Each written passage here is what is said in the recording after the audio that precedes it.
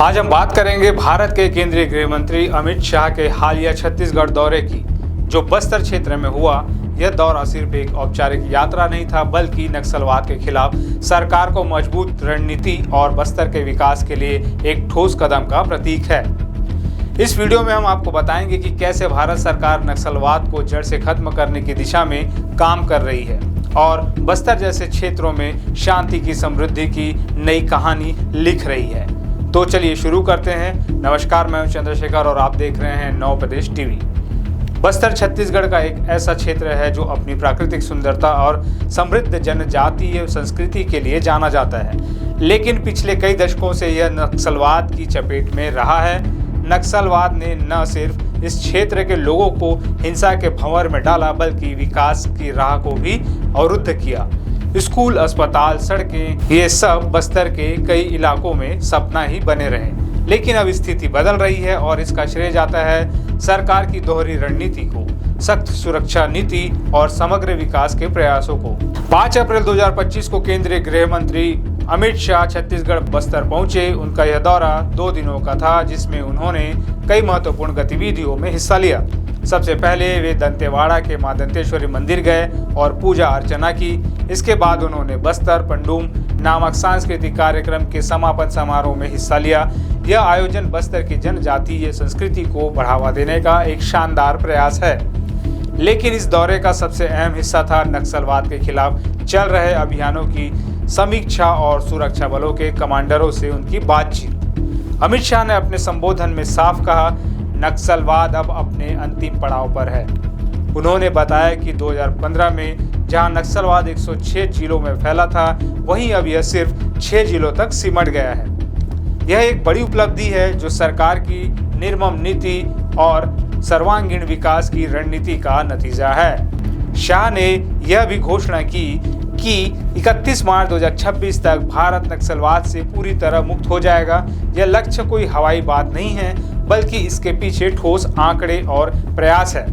2025 में अब तक छत्तीसगढ़ में 130 से ज्यादा नक्सली मारे गए हैं, जिनमें से 110 से अधिक बस्तर संभाग के हैं। इसके अलावा 105 नक्सली को गिरफ्तार किया गया और 164 ने आत्मसमर्पण किया। ये आंकड़े बताते हैं कि सुरक्षा बल कितनी तेजी से प्रभावी तरीके से काम कर रहे हैं, लेकिन सरकार का फोकस सिर्फ हिंसा पर नहीं है। शाह ने नक्सलियों से अपील की कि वे हथियार छोड़ें और मुख्य धारा में शामिल हो। जो ऐसा करेंगे उनके लिए पुनर्वास की योजनाएं तैयार है। नक्सलवाद को खत्म करने के साथ साथ सरकार बस्तर में विकास को भी प्राथमिकता दे रही है। अमित शाह ने अपने दौरे में इस बात पर जोर दिया कि बस्तर को सिर्फ संघर्ष की भूमि नहीं, बल्कि शांति और संभावनाओं का केंद्र बनाना है। इसके लिए कई कदम उठाए जा रहे हैं। बुनियादी सुविधाएं जैसे सड़क, बिजली, पानी, स्कूल और अस्पताल जैसी सुविधाएं तेजी से पहुंचाई जा रही है। रोजगार के अवसर, युवाओं को कौशल विकास और स्वरोजगार के मौके दिए जा रहे हैं। पर्यटन को बढ़ावा, बस्तर की प्राकृतिक और सांस्कृतिक संपदा को दुनिया के सामने लाने की कोशिश हो रही है। बस्तर पंडुम जैसे आयोजन इस दिशा में एक बड़ा कदम है। यह उत्सव न सिर्फ स्थानीय संस्कृति को प्रदर्शित करता है, बल्कि लोगों को एकजुट करने और पर्यटन को बढ़ावा देने का भी काम करता है। बस्तर में नक्सलवाद के खिलाफ लड़ाई में सुरक्षा बलों की भूमिका बेहद अहम है। इस साल की शुरुआत से ही बस्तर के 7 जिलों में बीजापुर, कांकेर, दंतेवाड़ा, नारायणपुर, सुकमा, बस्तर और कोंडागांव में बड़े पैमाने पर ऑपरेशन चलाए गए हैं। हाल ही में 29 मार्च को हुई मुठभेड़ों में 18 नक्सली मारे गए थे, जिनमें 11 महिलाएं शामिल थी। ये ऑपरेशन न सिर्फ नक्सलियों की कमर तोड़ रहे हैं, बल्कि उनके मनोबल को भी कमजोर कर रहे हैं। शाह ने अपने दौरे में इन जवानों से मुलाकात की और उनकी हौसला अफजाई की। उन्होंने कहा, हमारे जवान दिन रात इस जंग को लड़ रहे हैं ताकि बस्तर के लोग चैन की नींद सो सके। सरकार की रणनीति का एक अहम हिस्सा है नक्सलियों को हिंसा छोड़ने के लिए प्रोत्साहित करना। छत्तीसगढ़ सरकार ने अपनी नई आत्मसमर्पण और पुनर्वास नीति के तहत कई सुविधाएं शुरू की है। आत्मसमर्पण करने वालों को आर्थिक मदद, नौकरी और शिक्षा के अवसर दिए जा रहे हैं। इसका असर साफ दिख रहा है। हाल के महीनों में आत्मसमर्पण की संख्या बढ़ी है।